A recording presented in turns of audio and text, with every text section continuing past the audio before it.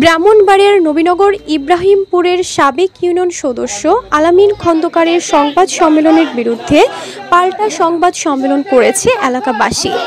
অবসরপ্রাপ্ত পুলিশ সদস্য মানিক মিয়া সরকার ও তার কথিত বাহিনীকে উল্লেখ করে যে প্রতিবাদ সভা বিক্ষোভ করা হয়েছে তা মিথ্যা ও বানোয়াট বলে দাবি করা হয়। পাল্টা বিক্ষোভ ও সমাবেশ ও সংবাদ সম্মেলনে ইউপি সদস্য আলামিন খন্দকারের কিশোর গ্যাংয়ের অত্যাচার ও হয়রানির অভিযোগ করেন স্থানীয় ইউপি সদস্য ও এলাকাবাসী। এতে বক্তব্য রাখেন মানিক মুন্সি, কিবরিয়া, মোহাম্মদ জয়নাল উদ্দিন, আওয়াল মোল্লা, মানিক মিয়া সরকার, ৭ নং ওয়ার্ডের member Mohammad Kabir Hossain Bhuiyan, school managing কমিটির সাবেক সদস্য জুহর ভুইয়া, মুজিবুর রহমান, মঈনুদ্দিন আহমেদ, আবুল কাশেম, মোহাম্মদ নাজিম উদ্দিন, ইউনুস মিয়া, রাশিদ মিয়া, মহিলা ইউপি সদস্য জাহানারা বেগম, খালেদা বেগম রেনু, নাসির মিয়া ও রাসেল সহ আরো অনেকে। সংবাদ সম্মেলনে বক্তারা দাবি করেন, গত শনিবার যে প্রতিবাদ সভা ও বিক্ষোভ করা হয়েছে তা স্থানীয় গণ্যমান্য ব্যক্তিদের নিয়ে, তার উদ্দেশ্য প্রণোদিত, মিথ্যা ও বানোয়াট।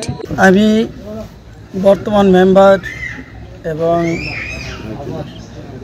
পাড়ার যে গণ্যমান্য ব্যক্তি আছে ওনাদের দ্বারা আমার একটি আবদার, অত্র ওয়ার্ড যেন সুন্দর এবং সুষ্ঠুভাবে পরিচালিত হয় সেই দিকে যেন ওনারা দাবিত হয়।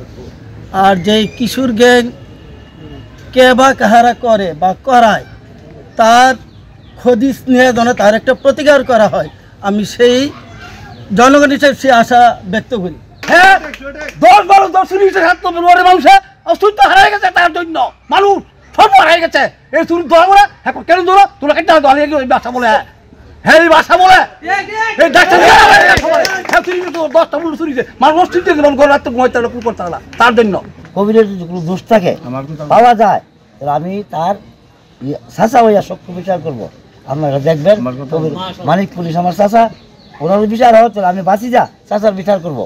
আমার বোনকে আপনার পরিবারেতে বিয়ে দেয়, তো জামাই আপনার বোনকে মারধর করতো, তো এইসবে দেখলাম যাতে আমার বোন এখান থেকে আমি সুখী না, তো আমি আমার বোনকে ওইখান থেকে সারান্দে নিয়ে আসার পরে আপনার একটা বিচার একটা রায় হয় 2.5 লাখ টাকা, 1.5 লাখ টাকা আমার মায় আমার হাতে পাইছে, তো 20,000 টাকার সানাস্তার কথা কয়ে নিচ্ছে।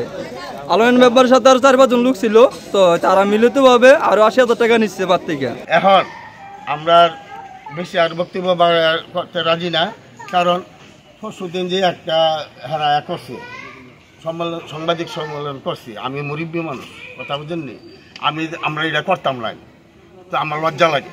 এটা করে কি মানুষের সমাজের মুখে একটা কলঙ্কিত ব্যাপার বলে আমার মনে হয়। তো আসছে বাধ্য হয়ে আসতেছে কেন যে এগুলি করছে, আমরা যদি অনেক কিছু একটা প্রতিবাদ না করি তাহলে লোকজন বলবো যে এইগুলি বোধ সত্য। হ্যাঁ, তো আপনারা সাংবাদিক সাহেবরা যারা আছেন, এলাকার মান্যগণ্য ব্যক্তি আছে আরও আছে, আমরা জানি না সত্য রিপোর্টটা উপস্থাপন করার জন্য আমি বিনীতভাবে অনুরোধ করছি। এ ব্যাপারে তারা স্থানীয় প্রশাসনের সুদৃষ্টি কামনা করে আলামিন খন্দকার ও তার কিশোর গ্যাংদের বিষয়ে সুষ্ঠু তদন্ত করে তার বিরুদ্ধে আইনানুগ ব্যবস্থা গ্রহণের দাবি জানান।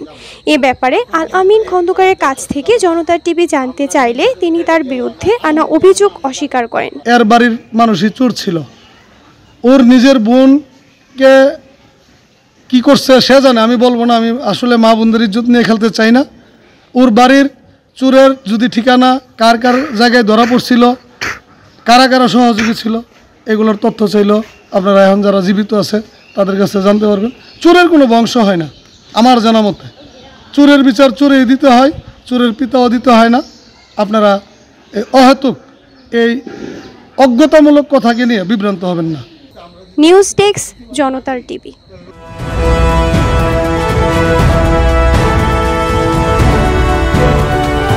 জনতার টিভি, জনগণের আয়না।